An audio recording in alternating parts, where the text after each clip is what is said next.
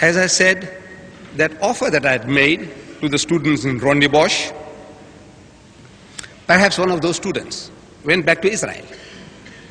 And I'm reading in the Star, one of our leading newspapers, the Star from Johannesburg. It says, then there is Henry Katzew. Katzew is well known among the Jews. Henry Katzew, K-A-T-Z-E-W, Katzew, a former South African journalist now living in Israel.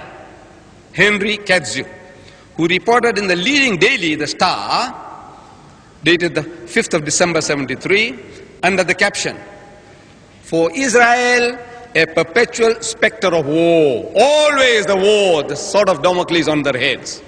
For Israel, a perpetual specter of war. He continues, the 25-year history. In bracket, I put my own words. It's in the book. When you go home, you can read it, the full quotation. Now over 40 years, the strife, war going on, of the Judeo-Arab conflict since the birth of Israel should bring Israelis to the conclusion that politics will not solve the Jewish problem. This is a Jew talking now. But immediately you say, look, this Jew here, this is what he says. The Jews say he is a self-hating Jew. He hates to be a Jew himself. Must be something terribly wrong with your nation, that every time a man speaks out, he is a self-hating Jew or is an anti-Semite. He says, he continues, they must be prepared, the Jews must be prepared to open themselves to a spiritual alternative. Not my words. Go and check them up in the archives of the newspapers. They must be prepared, the Jews must be prepared to open themselves to a spiritual alternative, to effect a spiritual revolution, which in turn would lead to the vast new developments. I said, this young man must have been listening to me in the Rondebosch, that Hall of the Jews, in 1967. And again, learned men of the Jews, erudite scholars, Robert J. Donovan, on page 17 of his book, Israel's Fight for Survival, he says, in a report of the Institute for the Middle East, published in 1959, it was noted that there was a time when there was no such thing as an Arab-Jewish problem. No Arab-Jewish problem. When relationship between the two peoples were as normal as those between cousins. And Professor Goitein, the chairman of the School of Oriental Studies at the Hebrew University in Jerusalem, on page 21 of his book, Jews and Arabs, he repeats the same words. He says, there is much more to the popular belief that Jews and Arabs are close relatives, cousins. He puts down cousins, close relatives, and he says cousins, because they were descended from the brothers Isaac and Ishmael, the sons of Abraham, coming from the same father, Abraham. They were cousins. And the latest, on the 1st of January this year, 1989, 1st of January, Danny Bental, a Jew, described as a reservist in the Israeli army during his latest tour of duty in Gaza. This Jew, he is serving in the Israeli army. During his latest tour of duty in Gaza, reports in the Star again. This is not a Muslim newspaper. They refused to put our advert a second time because of the Jewish protest. We wanted to repeat our advert, they stopped it and said, no, our Jewish customers, they don't want us to have that thing in. That Star reports this young Jew talking. He is a journalist. He says, the Palestinian state already exists. The state of Palestine already exists. Let there be no mistake about that.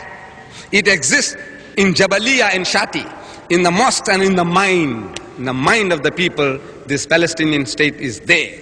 It exists. Judging by the proliferation of Palestine Liberation Organization flags in Shati, we have already begun to lose the battle for this square mile of Eretz Israel. This is the start. That first battle says we have already started to lose this battle for the first square mile of Israel is already gone. He says, a sort of status quo has been reached.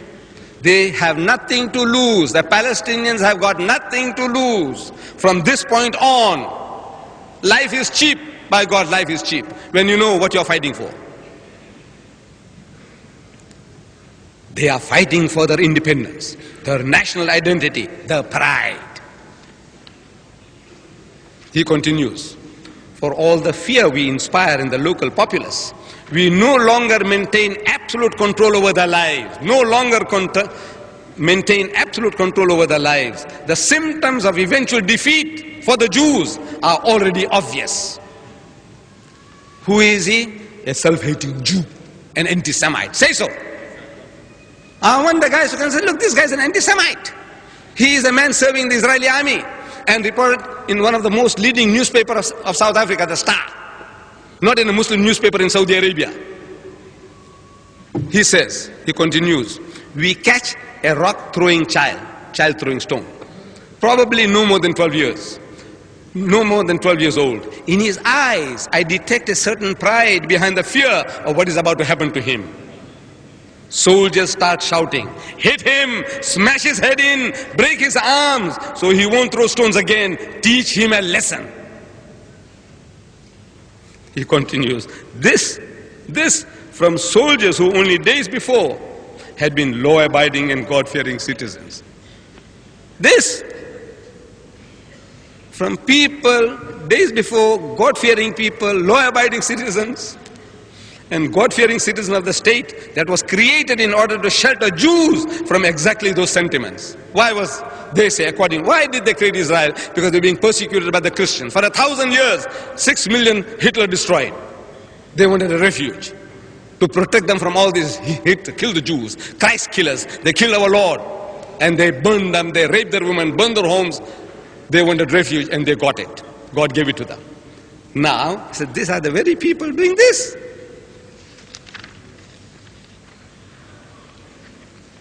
He says, he's crying. This Denny bin Tal, this Jew, young Jew is crying. So we, more than any other nation on earth, should understand that. Whenever a youth hurls a rock at me, stone at me, I cannot but feel guilty in the knowledge that were I in his situation, I would also be throwing rocks. If people were doing that to me, I would do the same thing to him. I'll be throwing rocks.